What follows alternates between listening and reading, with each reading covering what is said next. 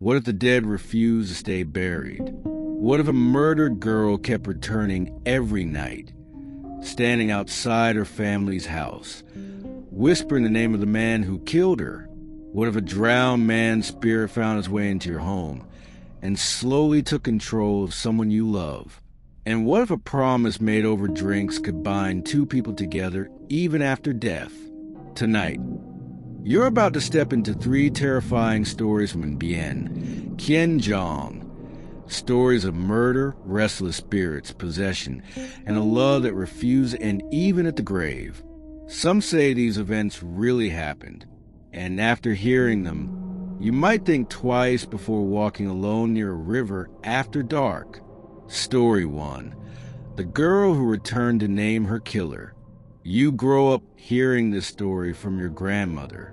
She tells you that it happened in 1999 in An Biên, Kiên Giang, back when the area was still covered with thick wilderness. Houses were sparse, roads were quiet, and robberies and murders happened far more often than anyone wanted to admit. About 500 meters from your grandmother's house lived a young woman. She was beautiful, innocent, and still unmarried. One morning, she put on her favorite 18-karat gold necklace and headed to the rice fields to work. Normally, her father would go with her, but that day he had other business to attend to, so she went alone. The fields stretched endlessly in every direction. No houses, no neighbors, no one nearby to hear her scream. While she was working, a stranger appeared. A robber, a predator. He rushed toward her, forced her to the ground, and assaulted her in the middle of the isolated field. Then he murdered her. As if that wasn't enough, he ripped the gold necklace from her neck. But the worst part came afterward.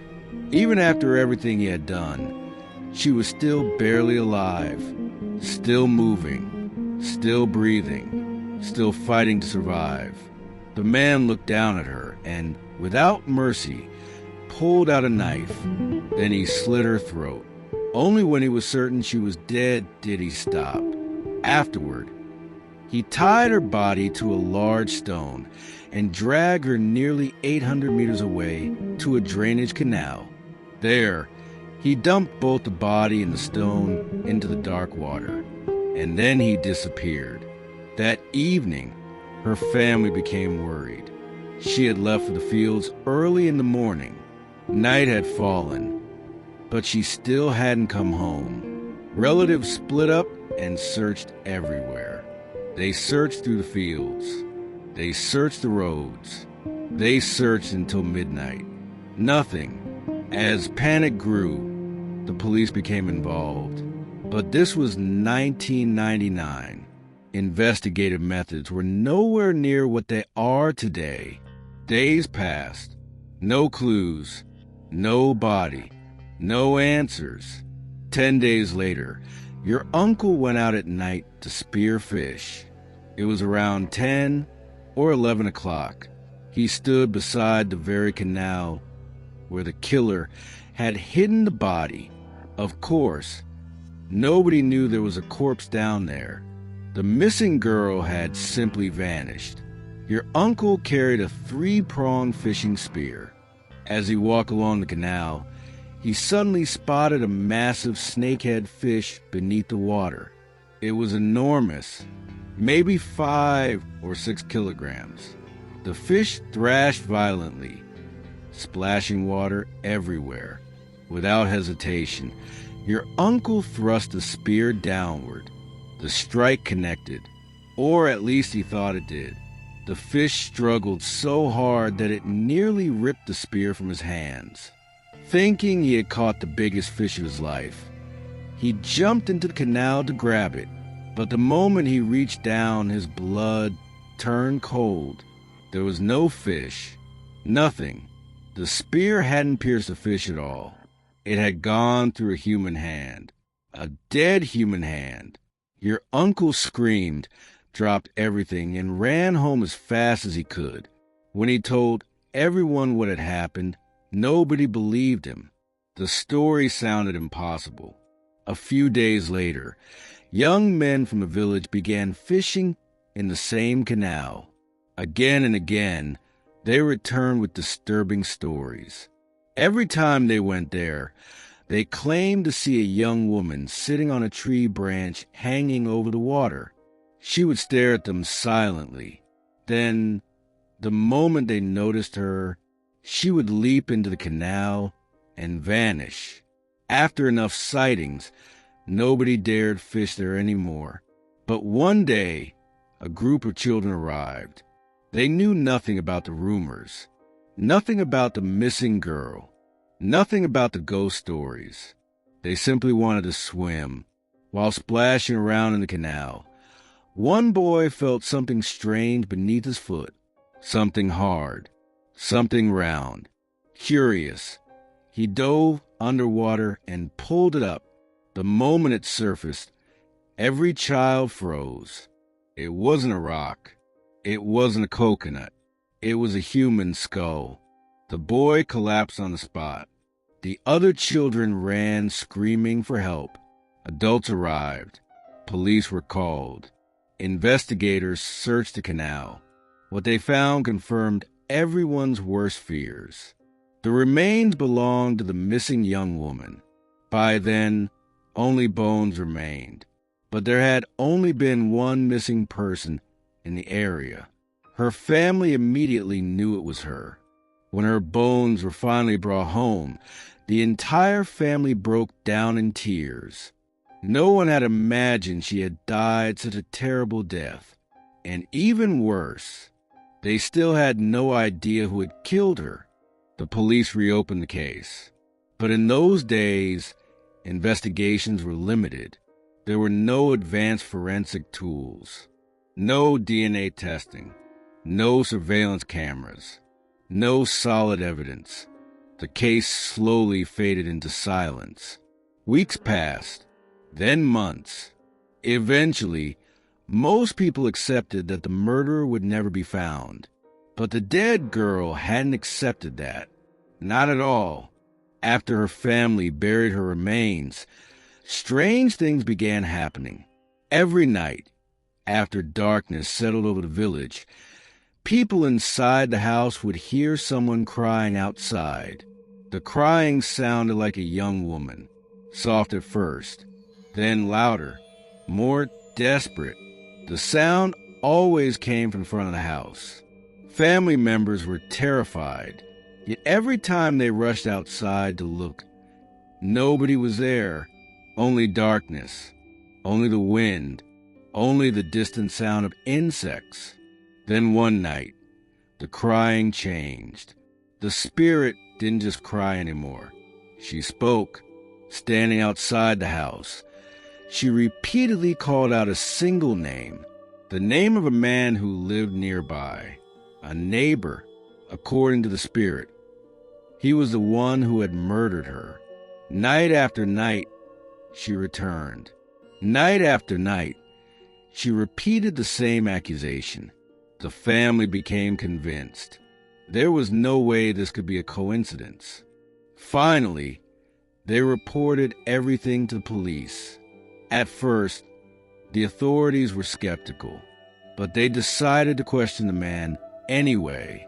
Before long, pressure began mounting around him, and something strange started happening to the suspect. People noticed he looked exhausted, terrified, as if he hadn't slept in weeks. Then, after only a little more than a month of hiding from both the authorities and his own conscience, he walked into a police station and surrendered. He confessed everything. In court, he admitted that he'd been obsessed with the young woman for a long time. She was beautiful, kind, and completely uninterested in him. No matter how many times he approached her, she rejected him. Every rejection fueled his resentment. His obsession slowly became hatred. Then, on that terrible morning, he saw her working alone in the fields. No father, no family, no witnesses. Just her and him. He gave into the darkest urges inside him. After attacking her, he realized she could identify him. So he cut her throat. Then he tied her body to a stone and dumped it into the canal. Exactly as everyone had feared. The crime was solved. But the story didn't end there. According to villagers, after his confession, the man revealed something horrifying.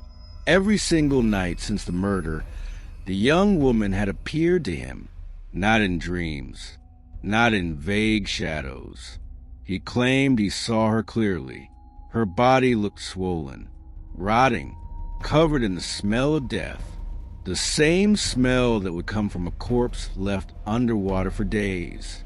She stood beside his bed. She followed him through the village. She waited for him outside his house. Sometimes she simply stared. Sometimes she screamed. Sometimes she grabbed his throat. He said there were nights when he woke up unable to breathe, feeling invisible fingers squeezing his neck. The torment became unbearable. He couldn't eat, couldn't sleep, couldn't think. No matter where he went, she was there, watching, waiting, demanding justice. Eventually, he couldn't endure it anymore. That was why he surrendered, not because he feared prison, but because he feared her. Sometime after his confession, villagers heard that he died as well, whether it was illness, whether it was guilt, or whether something else finally caught up to him. Nobody knew for sure, but people in the area still talk about the case. And many believe that if the young woman's spirit hadn't returned, her killer might have escaped punishment forever. Story 2. The drowned man who possessed your mother. The second story happened inside your own home, and the victim wasn't a stranger. It was your mother.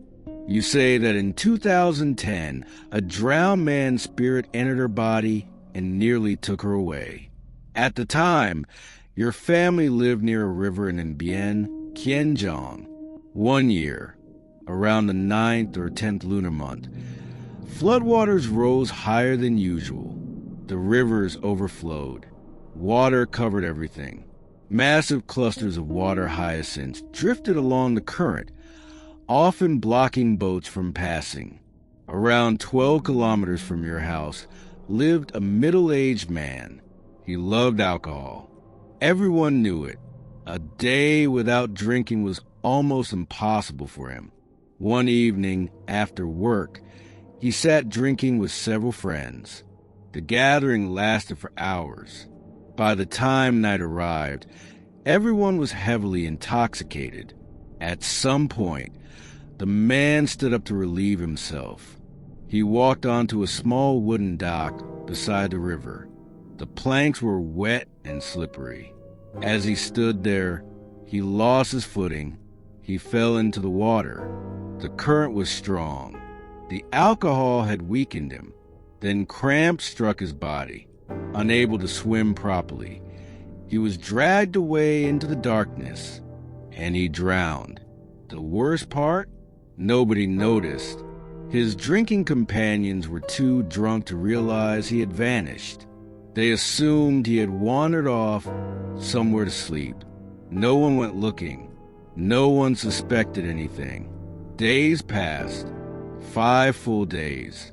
The man's disappearance remained a mystery until one morning. A woman selling rice noodle soup by boat was moving along the river. Suddenly, her boat stopped. She thought it had become tangled in floating water hyacinths.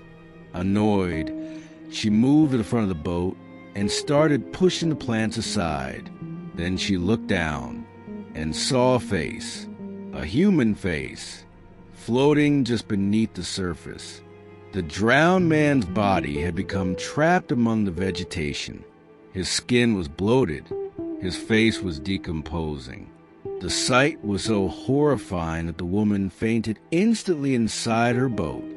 People on the riverbank rushed over her after hearing the woman scream before collapsing. They pulled her boat to shore and revived her. Shaking with fear, she pointed toward the river and whispered that she had seen a corpse floating in the water. By the time everyone gathered, the body had drifted close to your family's dock. You still remember the smell. You say it was unbearable. The stench of a body that had been rotting in the river for days spread to the entire area. Your family couldn't even stay inside the house comfortably. The police were called. Eventually, the man's relatives arrived and took the body home for burial. 15 days after the funeral, your mother began changing. At first, it was subtle.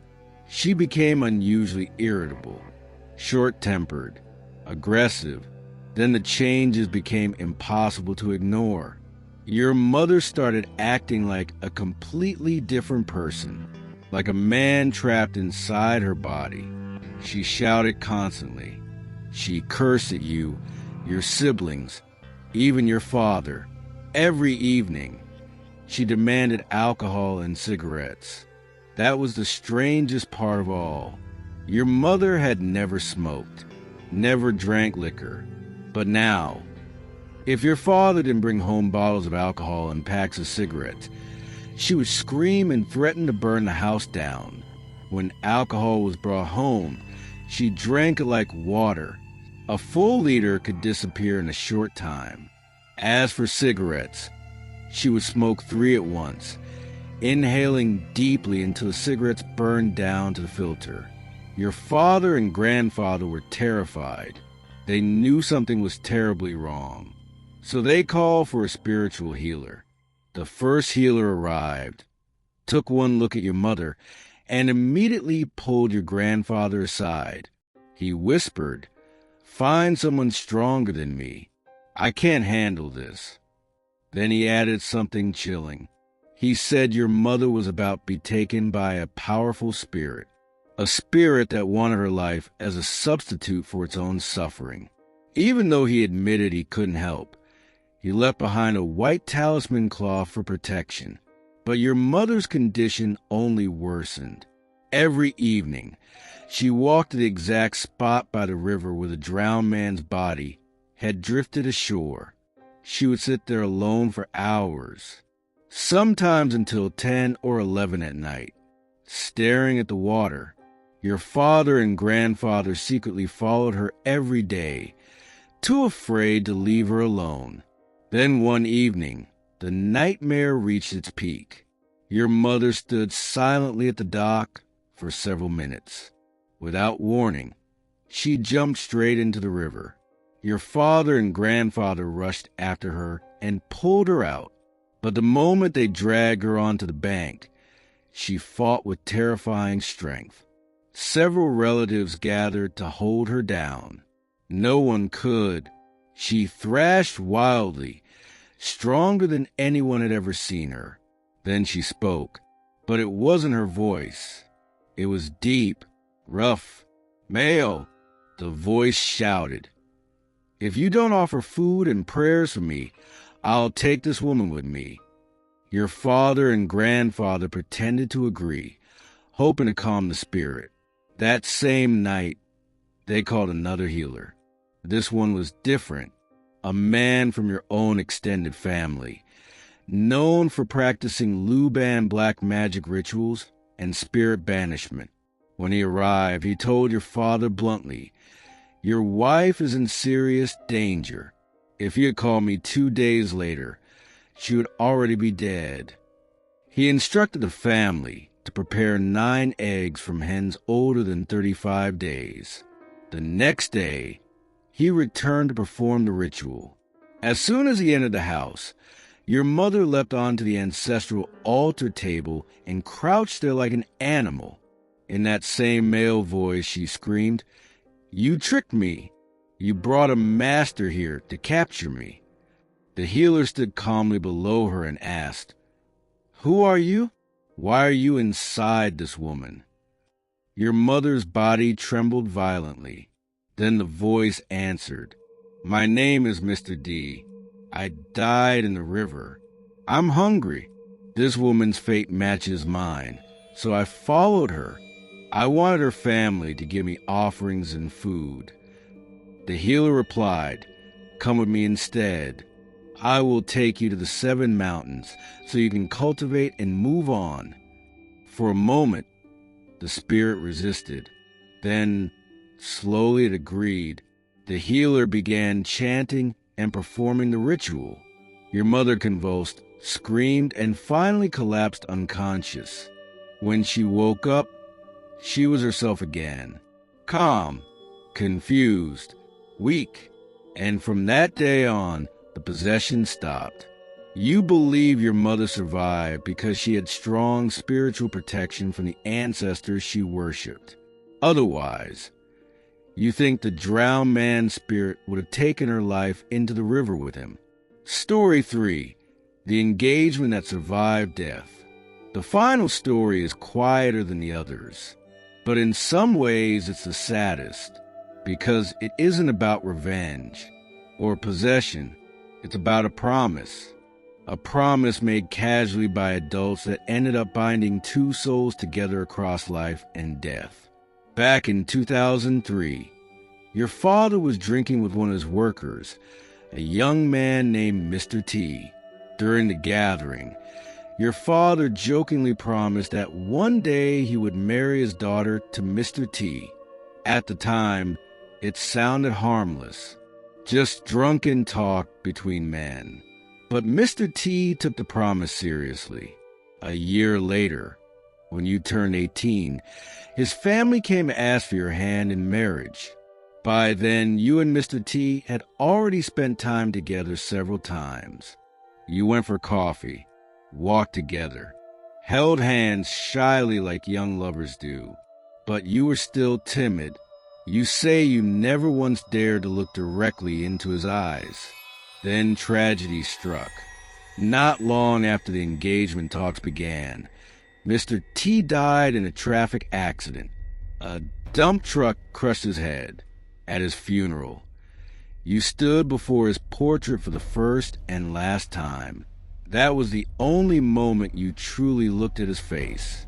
You remember thinking he looked handsome and gentle, and you wondered why someone so young had to die so suddenly. After the funeral, life moved on, or at least you thought it did.